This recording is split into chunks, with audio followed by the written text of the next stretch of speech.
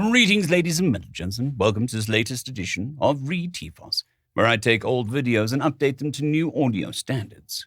If you like this sort of content, I'd be honored if you'd hit the like button, and if you do enjoy this sort of content, the subscribe button. More importantly, let's head on to the story, The Logistics of War, written by RegalLegalEagle. Asteroid Belt 342 TW Sector 23-A. Population 13,432. Average age 52. Monthly tonnage quota 103% complete. Can't believe how much we're getting to haul these rocks in now. Where the hell were this sort of pay when I was just getting started? When they first set the quota, I called bullshit. Then they told us what the bonuses was for beating it, and I swear half of these fat sacks of crap never worked so hard in their lives. Billy Big Mac McIntyre was grumbling over the comms as he kept his tugboat on course. His long-time friend, Nanny Oglestein, just nodded. Is that so? Speaking of fat sacks of crap, who had never worked so hard before, don't think I haven't noticed that you have been beating every previous monthly record that you've ever set for yourself, Nanny mentioned to Big Mac. Yeah, well, like I said, the pay's better. He muttered and checked their time to target. Mobile Foundry Vessel Broker. Crew complement 3,052. Average age 43. Current monthly production output 73,304 tons assorted copper, steel, aluminium, titanium, and lithium. Arena Goldwater held a stopwatch before her, looking from it out the window to the line of convoy ships hooked up to their docking bridges. Miss Hensley informed the convoy commander that he has exactly 45 seconds to disembark and proceed on the scheduled route, or he will be late. If he is late by even 1 second, his tardiness will delay the entire war effort. This is unacceptable. Yes, Miss Goldwater. The docking bridges weren't designed to be in such a heavy use.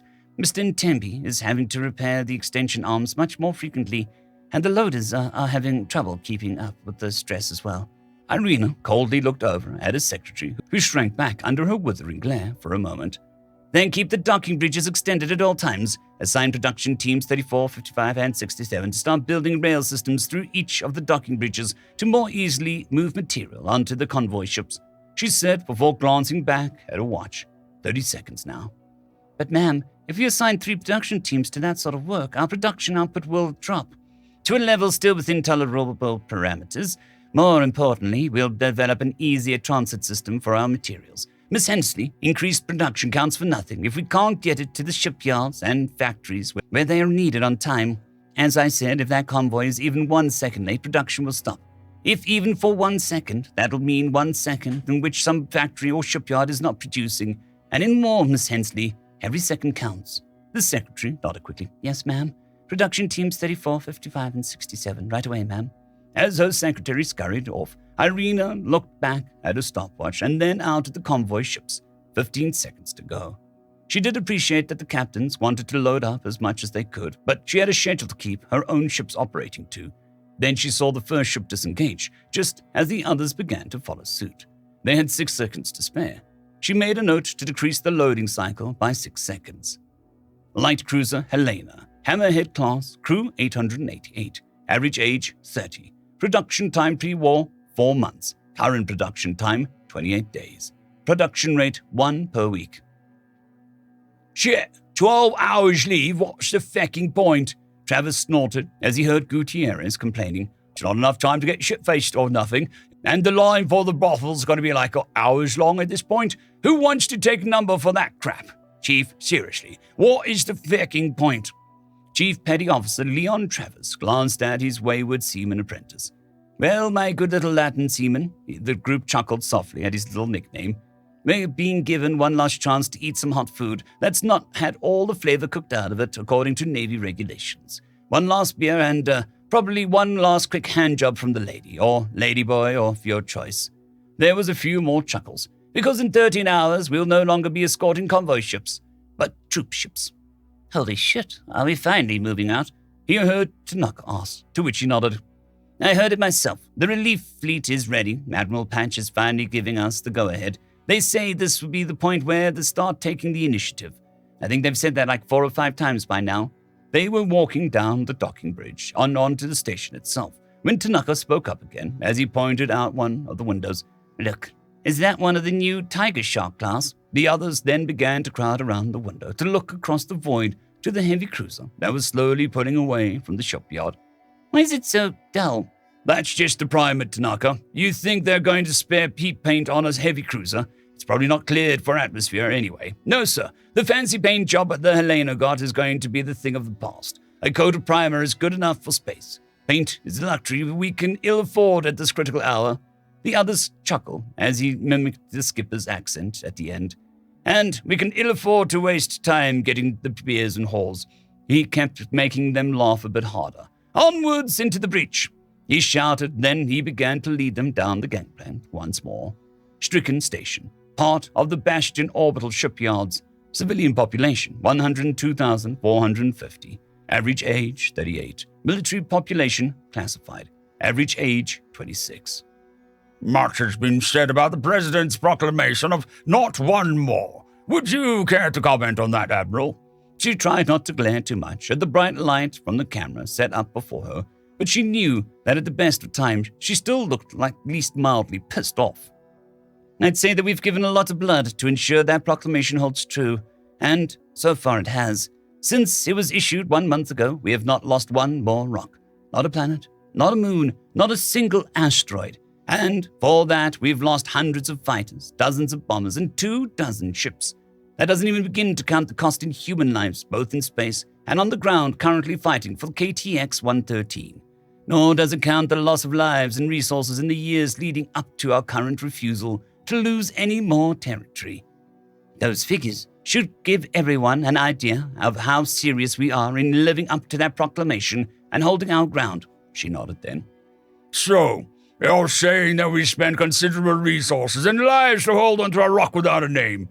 She frowned at the fresh-faced news reporter when asked her that. She began to realize this wasn't a network that supported the war, despite the fact that humans didn't start it. KTX-113 may not have an official name yet, but it is a planet, not just a rock. A planet that held a small colony before the war and can sustain human life. Ground forces have been on planet for 4 months already, holding off everything the enemy can throw at them. This is not just about holding our ground, but about relieving those brave soldiers and their unending resistance in the face of extreme hostility. She figured that might get him to relent, but it seemed the reporter had some unending resistance in him as well. So, despite our losses so far in the war, you feel confident that we can continue to hold our ground on KTX-113 and across the front? She was about to growl out a reply when she saw bombers starting to fly by the window and then pointed them out. That's a resupply mission headed for KTX-113 now. After we landed Marines on the planet and then the Navy had to retreat 4 months ago, our enemy maintained complete and total superiority of the space around the planet. 2 months ago, we managed to contest their control, and even now, as the battle for space around the planet continues, we are able to get supplies to our Marines thanks to hundreds of bombers, just like those completing mission after mission. So do I think that we can hold our ground? No. I think that we can do better. I think before long the proclamation will become one more rock, as in we've just taken one more rock back from the invader, and before long we will be pushing into their territory and making them fight on the defensive. Now, you'll have to excuse me. I've got a war to wage. B-32 Citadel Bomber. Crew complement 12. Average age 22. Production time 1 week. Production rate 1 per hour. You know what kills me most about this job? As soon as Tanya heard that, she knew that one way or another, her tail gunner wouldn't let up until someone asked him what killed him about his job. But for now, she hoped no one would give in. That if they all stayed quiet, they could weather his tyrannical rule over the comms, an avenue for assaulting their ears with his voice. And sure enough, no one did until a minute later, when he spoke again.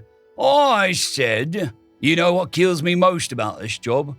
When she saw her co-pilot reach for the mic button on his headset, she shook her head. Don't do it. You're just giving in to his demands. We don't negotiate with terrorists. But Matthew just stared back at her. So, do you want to wait until he does one of those eagle screeches again? Tanya groaned at that and shook her head, so Matthew unmuted himself and the headset. What, Eli? What kills you about this job, may I ask? The lopsided hours. Tanya frowned at that and tried to piece together what he meant. She looked over at Matthew, who was obviously trying to piece it together. That's when the flight timer beeped at her, and she tapped the button to turn it off. Then she activated her own comm.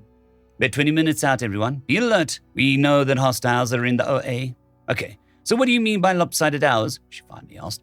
It took us, 9 hours to get here from Strickland. We've got another 20 minutes to the planet. We drop our bombs, supplies. Reggie the Bombardier corrected. Right, supplies. And then another 9 hours back. Why is it that we've got 18 hours of sheer mind-numbing boredom and then like an hour of pure terror? Can't we work in like a trivia game while we fly? Or Scrabble or something? I mean, there's like 6 dozen bombers in this wing, right?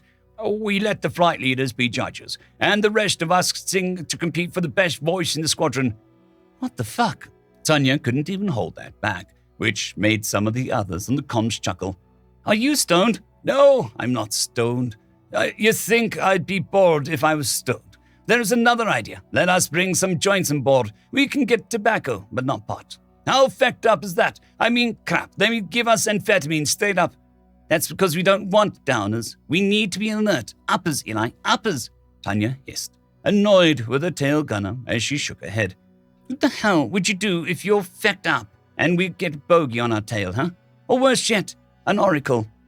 We haven't seen one of those in a week. I mean, sure, a month ago maybe things would be more interesting before we got here, but no. Now we're out Navy battling them on the far side of the gas giant. We're free and clear until it hit 20-minute mark. Which we just hit, Tanya stressed. So fecking stay focused. Intel says that we've still got carriers and ground and...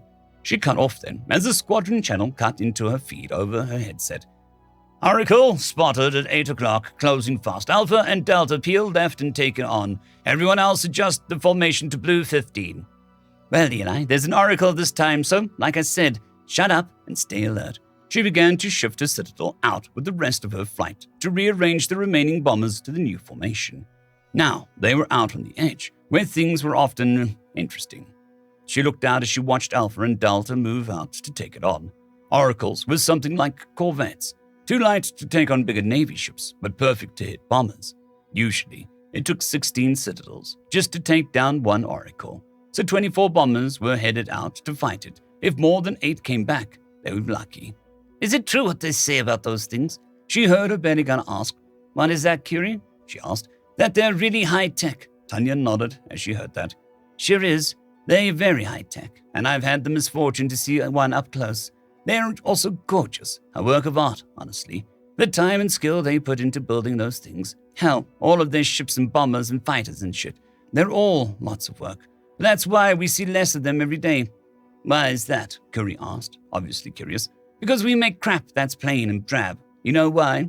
She didn't wait for an answer. Because it's functional and easy to produce. It takes like months, maybe even a year to make one of those. And we're riding in a low-bid bucket of bolts gets cranked out constantly. So yes, it will likely be able to kill 16 of our bombers before it goes down. But when we first started flying out this way, they roved in packs by 6. One terrible night, it was just a full dozen. And now, there's one. Just one coming at us. Yeah, well, they've still got fighters. I'm counting 18 bogies incoming. Tanya cursed as a radar operator spoke up. Oh, I see them, Curry shouted, and Tanya saw a flash on his screen as the belly gunner opened up. Then her port gunner. She looked at her flight clock once more, 17 minutes until drop. But as she kept focusing on flying, she could hear the voices of her crew jumbled up over the comms. It was hard for her to even tell who was saying what.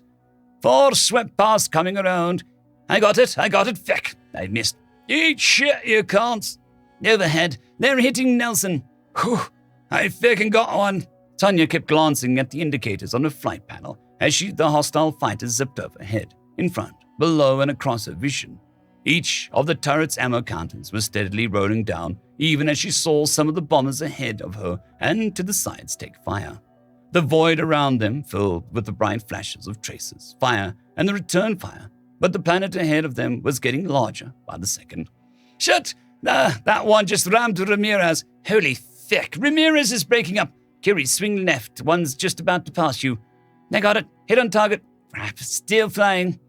That's just limping. More contacts from above. I see them. They aren't coming for us, but I see them. Crap! 2 from the left. Who's left? She felt the bomber shudder a little and could hear the round slamming into and then through the hull somewhere. She She saw a flashing red light on her screen. "Reggie, I've got warning lights down." She started, but she cut in. Patching. Already patching. She was about to say when there was a flash ahead of her and Thatcher's bomber exploded. Shit. She cursed and turned her yoke hard to avoid the wreckage, even as she heard bits and pieces of clank and clink off the sides of a bomber. Her eyes flicked back to the ammo counters as more fighters kept zipping by. Straight up from me. Tracking, yeah. Eat shit, bogey down. There's still 20 more. Keep fecking shooting. That one clipped it in his wing. Feck. I lost it. I found it. 3 o'clock, low. On him, passing under 8. 8 o'clock, low to high. Low to high. I'm a little fecking busy right now. Tanya felt her stick shudder again and saw more flashes. Engine 3's coolant line just took a hit, Matthew informed her. Monitoring, but it should be fine for now. Engine 2 took a hit. Somewhere. It's losing power. Get working on it, she growled as she looked back at her clock. 9 minutes left. Feck, she needed that engine back. Coming across our ass. Take it, you fuck. Lisa, watch it. Tanya winced as she heard the scream on the comm. Feck, right through my shite. I'm okay. The suit is sealing around it. I'm okay. Feck. Turret's fine. We're fine. Tanya. Matthew was gasping out even as she saw Ross start to veer in front of her as the bomber began to break up. She had to yank back hard on the stick to pull them up and over the debris, but once more she could hear the impacts of the debris bouncing off a bomber. Oh, shit. Engine 2 sucked something in. Gotta cycle it, or it'll blow. Feck, she hissed as they lost the engine completely then. Red line 1 and 4. She pushed them forward to get back into formation and keep from falling behind as she watched the clock. I'm stuck, aiming straight. Turret's control is not responding. Well, if they fly right in front of us, shoot them. That's not really. Feck, firing. I knew you had it in you. Where in the hell did that? There was a loud crunching sound. Then she saw a bright red warning light flash on the bomber's port side. Nate, she tried, but got no response. I'm on it. Antonia was already moving to check it seems. Prepping supply drop, she heard Reggie say, as she noticed they were down to 5 minutes from target. Now she began to pull them up to fly parallel with the planet instead of into it. Shite! The motor must have been hit. Manual crank on bomb bay doors. She saw the flash indicator, and then the doors were opening. Thankfully, there was no drag in space, and the bomber wasn't pressurized for this reason. I've got port F turret open. Nate's alive. Out cold, but alive. I'm dragging him back to medpod. Lining up drop and targeting computer. 3 more straight above us. 2 across. Holy shite! Those 2 just took each other out. Small fecking favors. Even so, she heard the impact of more rounds and saw more flashes on her screen. Each of the turret's ammo counters were dropping lower and lower. Tanya, we have to stop redlining 1 and 4. Matthew stressed, but she just hissed back. Once we drop.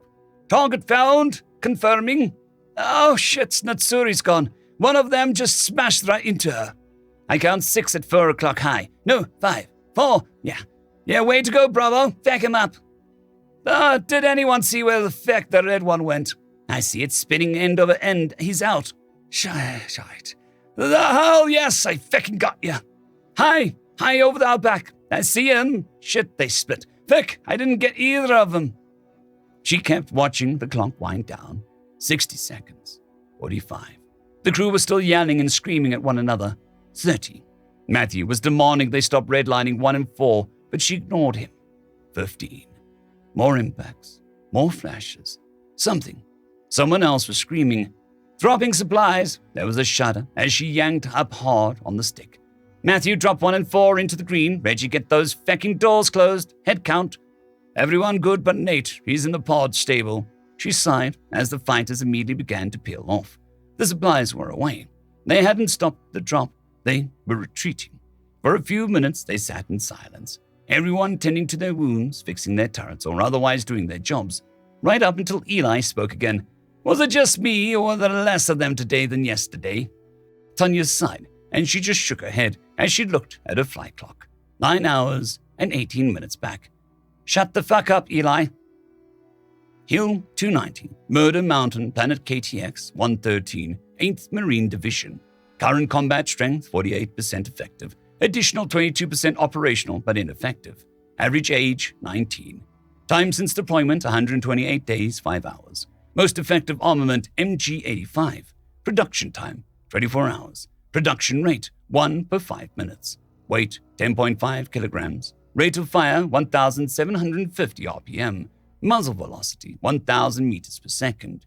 Mass effective range, 1,200 meters. Ammunition, 7.92 by 57. Rate of production, 12 million rounds per day. Runner, where the fuck is my ammo? Sergeant T.J. Latsky, 4th CP Blood Ridge, was down to his last half belt by now. Runner! Coming, coming! He could hear the footsteps behind him, but he didn't look back as he kept his eyes trained on the razor wire line ahead of him, or what was left of it. He had to run out there twice this hour to shove bodies off the little strings of sharp metal that did the pathetic job of keeping hostiles back. Even now, in the middle of the dark, they were out there, readying another wave.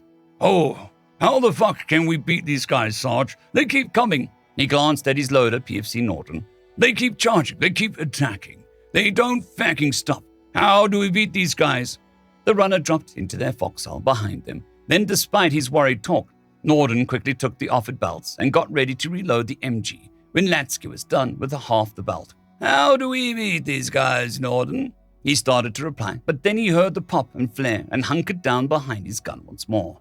Out ahead of him were figures in the dark, paused as they were already halfway across the field between the trees and razor wire. He leaned down close to the gun, with only the dirt and a narrow tree trunk laid over the top of their foxhole for protection. Contact! No shit, someone down the line called out as the Marines opened fire. Latsky squeezed the trigger hard as he watched the bullet sail across the field, slamming into the hostiles across from them. As soon as he ran dry, Norton was reloading the belt, and then a few seconds later he was firing again. By now they were just running across the field. He could hear that battle cry, or even their deafening fire of the machine gun. Those that hit the razor wire, just like all those who came before them, would just jump onto it, knocking it down for those who came after to cross over. Swing to the left. Norton was yelling, and so Latsky shifted his fire to the left, hitting another section of screaming and running hostiles as they charged. As soon as his belt was through, Norton was loading in another, and he chambered the first round before yanking on the trigger yet again. He'd gone through 2 belts by now when Norton was slapping his helmet. Swing right!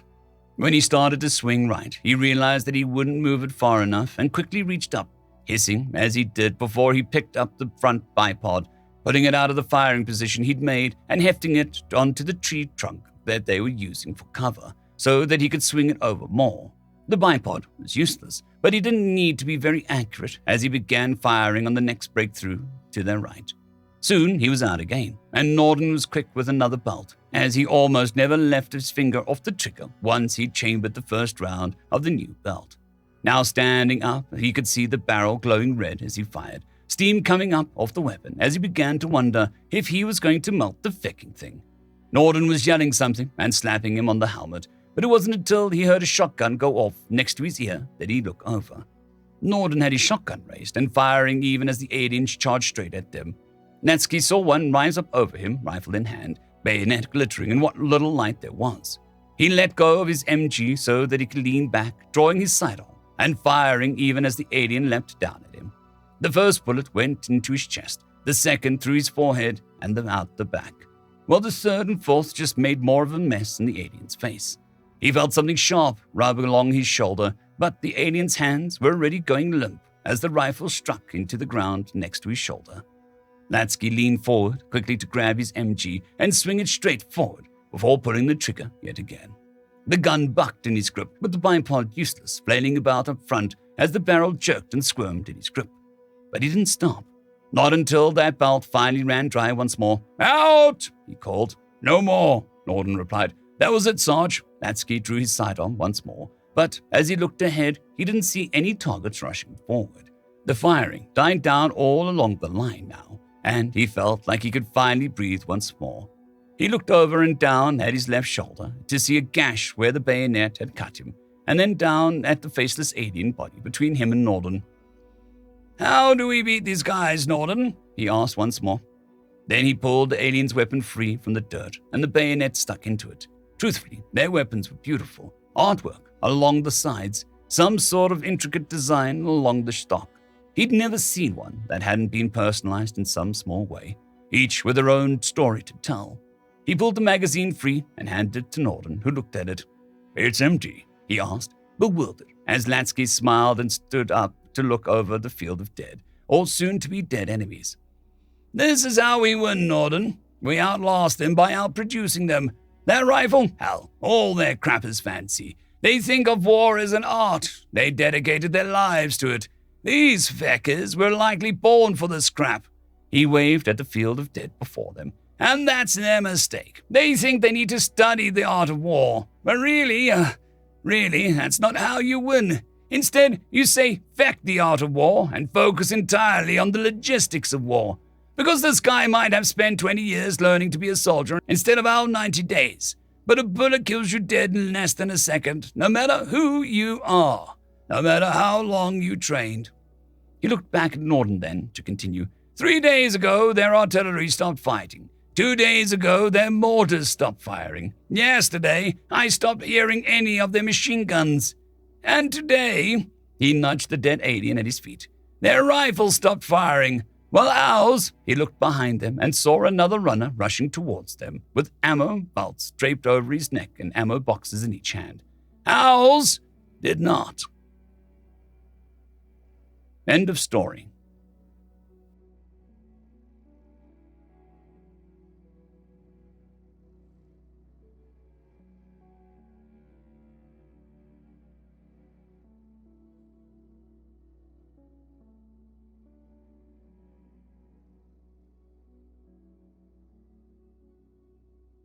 I'd quickly like to thank the T5 peeps: Cold War Boomerwaffen, Severin Cerberus, Bushmaster 177, Henry the Red, Caspar Arnholtz, Cold War Boomerwaffen, Elijah Silvercross, Dragzoon WRE, and Severin Cerberus. Thank you very much.